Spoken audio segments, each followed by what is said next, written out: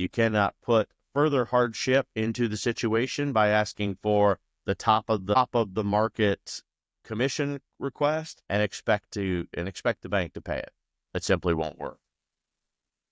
So what do you have to do to buy an actual short sale home and represent the buyer on that side?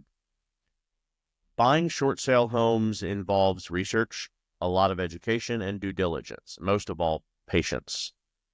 The buyer and those that are looking to actually invest in real estate needs to understand that the potential risks and challenges for purchasing a short sale, like extended deadlines, selling towards a lender's approval, there's a lot of considerations that they're going to need to make so they can understand the process and what they're going to actually have to be going through. Market research, for example, they need to understand what the local real estate market is doing and the property values to make the informed decisions. Typically, short sales are not a one-off. Pre-foreclosures are not a one-off. Something has happened, not just in one person's life, but potentially in an entire industry in an area. If there has been a large business or a large industry or facility that has gone under, or a business that has moved out of the local town, it's going to affect all of the earnings of the area. And that's going to cause not only a problem for people to sell their homes, but an even bigger problem for people to move in and purchase homes, because they're not going to want to move into an area that they don't have income potentials either. Financing. Getting pre-approvals for financing so that they can demonstrate the ability to buy at the readiness and getting that to the seller's lender is going to help as well. But you need to understand this is not just a lowball opportunity. This is a scenario where it's going to take more than just an expert real estate agent to guide you through the wickets. You're going to have to choose an agent that understands the specific type of financing that you're going to need. You're not going to necessarily be able to take advantage of first-time home buyer programs, for example, or DBA programs to help with down payment. These are things that you're going to have to pretty much take off the table. Be prepared to put a large down payment down. Follow all of the guidelines of the buyer's lender to be able to purchase successfully through the seller's lender. I mentioned patience a couple of times. You need to recognize that a short sale is going to involve extended timelines due to the negotiations with the seller's lender. So be very open and honest with that up front. It will take a minimum of 90 days unless you have already gone through the process and they have all of their documentation ready. And typically that's not advantageous to a lien holder on the home that's being sold to get that ready in advance. Agents and investors request that up front if at all possible. The legal assistance, you want to make absolutely sure that you've got, again, a lawyer's guidance and a real estate attorney at that to navigate some of these legal complexities. Legal language can get in the way. Specialty terms that are going to get in the way between 1 and 2 are things that you want to be absolutely aware of. So post-purchase renovations, plan for necessary repairs, and real estate attorneys are going to push those guidelines a little bit so they can be discovered during due diligence. And then, of course, contingency planning. You've got to have backup plans for potential challenges and be prepared for longer than usual closing processes. There are a lot of pros and cons of a real estate short sale. Short sales can provide some relief for a distressed seller, and ultimately that's the goal. Still may negatively impact their credit less than a foreclosure. However, a short sale is going to take longer to close. The seller is going to still face some damage to their credit scoring if they haven't already. And there are some other pros and cons that you need to consider regarding those things as well. It's a long list. If you would like that list published to you, please just comment in the links below, and I'm happy to get that out to you.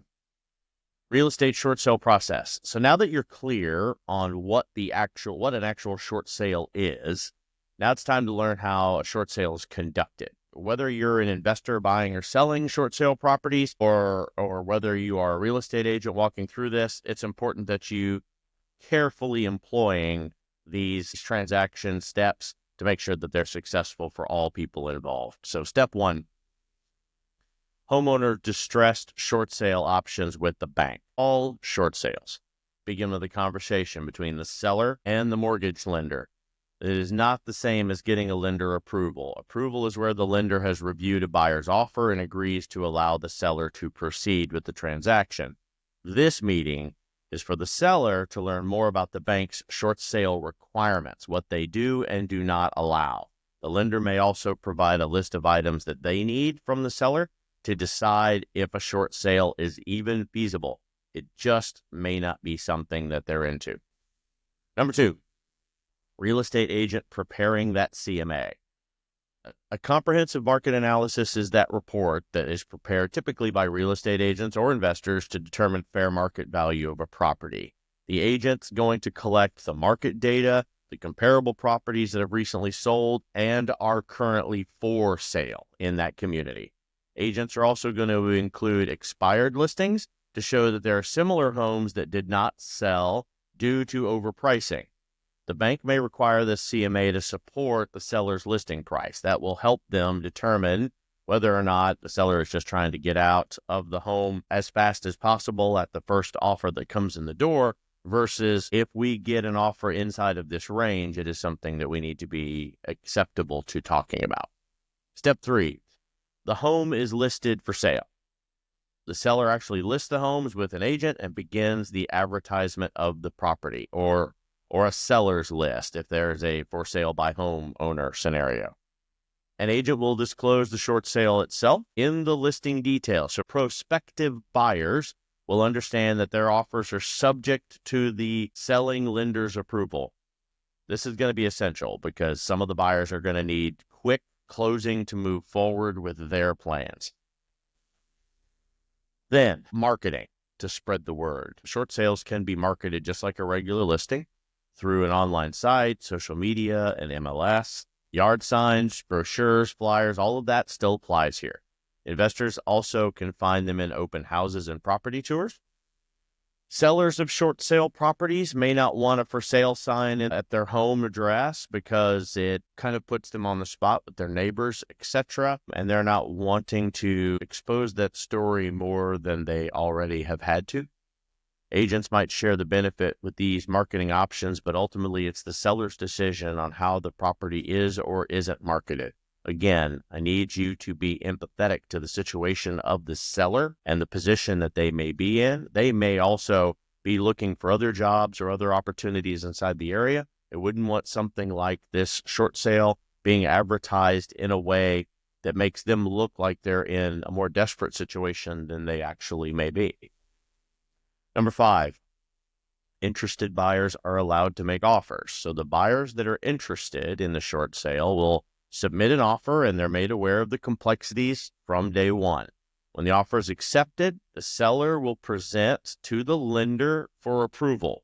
You've got to recognize that the potential for rejection is a lengthy short sale timeline. It's up to the lender to allow the sale to proceed. So make sure you've already had that introductory meeting. You have a point of contact at the bank or the lending company that you're going to be working with, and that's the person that you're going to consistently communicate on. Typically, they work in an REO or a repossessions department specifically for the bank or the lender, so they will have all of the insight necessary to be able to complete this transaction as quickly as possible and allowable by the bank with you. Agents need to carefully prepare these offers and acknowledges the nuances of the particular short sale and with this particular lender. Again, if the introductory meeting with the bank went well, you'll have all of the documentation and additional disclosures that you need to add to the offer to make it acceptable to the prime lender today.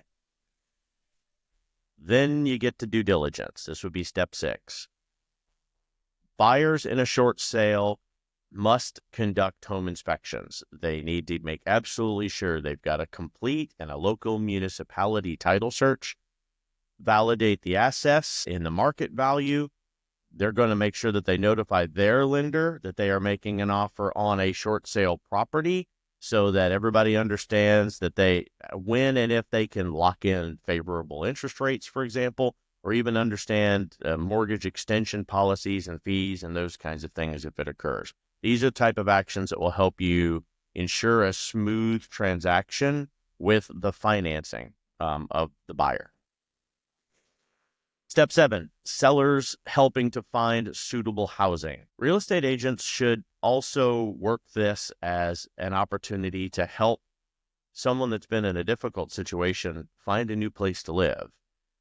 You should help the sellers find suitable housing. Short sale closings going to take time. Landlords may not be able to wait.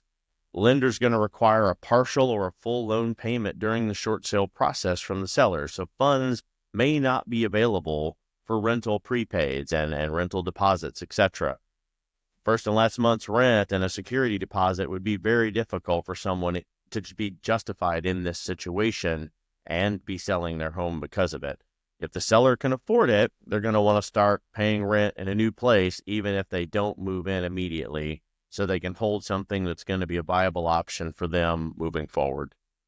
It is unlikely that there will be net proceeds that the seller gets at closing. They need to have a plan of where they're going to go and how they're going to pay to get there. Listing agents and sellers might be able to figure this out together, and they may be able to even put it in place as a part of the buyer's negotiations.